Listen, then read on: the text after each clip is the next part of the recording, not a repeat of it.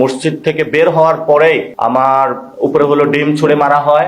8 ঘন্টা বিদ্যুৎ বন্ধ রেখে রাতের বেলা আবার পুলিশ তাদেরকে ডেকে নিয়ে এসে আমাদেরকে খুন করতে চেয়েছিল। ঝিনাইদহতে মসজিদ থেকে বের হওয়ার পরেই আমার উপরে হলো ডিম ছুঁড়ে মারা হয়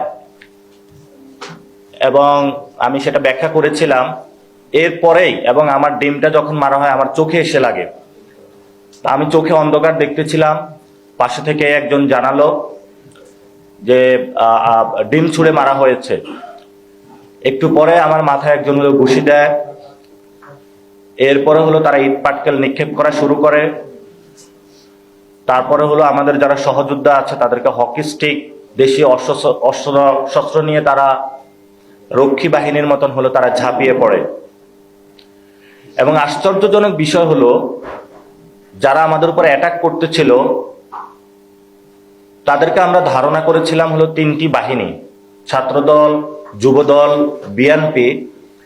কিন্তু ওই দিন আমরা আবিষ্কার করতে সক্ষম হইলাম তাদের সাথে আরেকটি বাহিনী আছে, সেটা হলো পুলিশ দল। যেটা আমরা আগে দেখেছিলাম ছাত্রলীগ, যুবলীগ, আওয়ামী লীগ, পুলিশ লীগ। এখন হলো পুলিশ খোলস পাল্টিয়ে হলো পুলিশ দল হয়েছে। তারা একসাথে যৌথভাবে আমাদের উপরে, যৌথ বাহিনীর উপরে হামলা করেছে। সেখান থেকে আমরা বাঁচার জন্য একটু সামনে গিয়ে জনতা তাদেরকে প্রতিরোধ করে এবং সেখানে তাদের যে অস্ত্রশস্ত্র তারা নিয়ে এসেছিল সেই জায়গা থেকে আমরা একটা স্টিকও উদ্ধার করতে সক্ষম হই এবং সেটা বিএনপির পক্ষে যিনি প্রোপাগান্ডা করে থাকে জুলকারনাইন সায়ের পুরো বাংলাদেশে ছড়িয়ে দেয় যে আমরা নাকি আগ্নেয়াস্ত্র গ্রহণ করেছি। আমরা সরকারকে চ্যালেঞ্জ করছি, যারা এই ধরনের প্রোপাগান্ডা চালিয়েছে, ভিডিও ফুটেজ রয়েছে, কোনো ধরনের এই ধরনের যদি আগ্নেয়াস্ত্র, কোনো ধরনের যদি অস্ত্র আমরা বহন করে থাকতাম, আমরা সরকারকে চ্যালেঞ্জ করছি, তাহলে আমি স্বেচ্ছা কারাবরণ করবো ইনশাআল্লাহ। এরপরে যখন আমাদের উপরে হামলা হলো, হামলার পরে আমরা বিচারের জন্য থানায় গেলাম। থানায় যাওয়ার পরে তারা মামলা না নিয়ে বিদ্যুতের লাইন তারা অফ করে দিল। আমরা চেক করলাম আশেপাশে প্রত্যেকটা জায়গায় হলো বিদ্যুৎ আছে, শুধু ঝিনাইদহ সদর থানায় বিদ্যুৎ ছিল না। তারা 6 ঘন্টা বিদ্যুৎ অফ রেখেছে। তারা শুধু আশান্বিত করছিল মামলা নিবে। একটু পরে ওসি, এএসপি হলো থানা থেকে হলো সটকে পড়ে।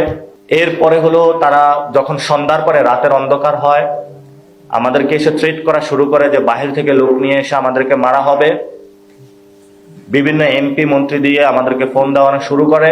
আমরা বলেছি আমরা বিচারের জন্য এসেছি, মামলা না করে আমরা যাব না। একটা পর্যায়ে তারা বাধ্য হয়, আমরা ইজাহারপত্র যেটা সেটা তারা অভিযোগপত্র নেয়। আমাদের উপর যারা হামলা করেছে সুনির্দিষ্টভাবে ভিডিও ফুটেজ দেখে তাদেরকে আমরা সেখানে হলো তাদেরকে মামলা দিয়েছি এবং সেখানে আমরা ঝিনাইদহ যিনি জেলা প্রশাসক রয়েছেন আব্দুল মজিদের নামটাও ছিল। পুলিশ যখন বলেছে যে তার নাম বাদ দিতে হবে, যেহেতু উনি প্রত্যক্ষ ছিলেন না পরোক্ষভাবে ছিলেন, আমরা নাম বাদ দেই। তারপরে তারা মামলা নেয়। মামলা নেওয়ার পরে ঠিক যখন আমরা থানা থেকে বের হব, প্রায় 1000 অস্ত্র শস্ত্র নিয়ে, লাঠি সোটা নিয়ে থানার এসে গেট ভাঙা তারা শুরু করে। তখন আমি একটা স্ট্যাটাস দিয়েছিলাম যে প্লিজ সেভ আস, এবং আমি কালেমা পড়ে মৃত্যুর প্রস্তুতি নিয়ে হলো আমি ওইখানে পুলিশ যারা ছিল তারা পিছনে পালানো শুরু করে। জানের জায়গাটা ছেড়ে দিয়ে আমি ওইখানে বসে থাকি যে ঠিক আছে আজকে আমার জান চলে যাবে। পরবর্তীতে তারা যখন এসে দেখলো যে আব্দুল মজিদের নামটা বাদ দেওয়া হয়েছে এবং পুলিশ তাদেরকে বলো তোমরাও একটা মামলা দাও, এই মামলায় কিছু হবে না, তোমাদের মামলাটাই অ্যাক্টিভ করা হবে। তখন পুলিশ তাদের সাথে একটা নেগোসিয়েশন করে। তা আমাদের যেটা দেখে মনে হয়েছে একসাথে পুলিশ আমাদের উপরে হামলা করেছে। 8 ঘন্টা বিদ্যুৎ বন্ধ রেখে রাতের বেলা আবার পুলিশ তাদেরকে ডেকে নিয়ে এসে আমাদেরকে খুন করতে চেয়েছিল। তা আমার ওই সময় হলো বাহিরের যে চিত্রটা দেখেছি, মুক্তিযুদ্ধের পরে আমরা রক্ষী বাহিনীর কথা নাম শুনেছিলাম, তাদের বর্বচরিত ইতিহাসের কথা আমরা পড়েছি বইয়ে। কিন্তু যদি সচক্ষে দেখার সুযোগ, সেটা হলো আমরা গোপালগঞ্জে দেখে এসেছিলাম আর ঝিনাইদহতে দেখে এসেছিলাম।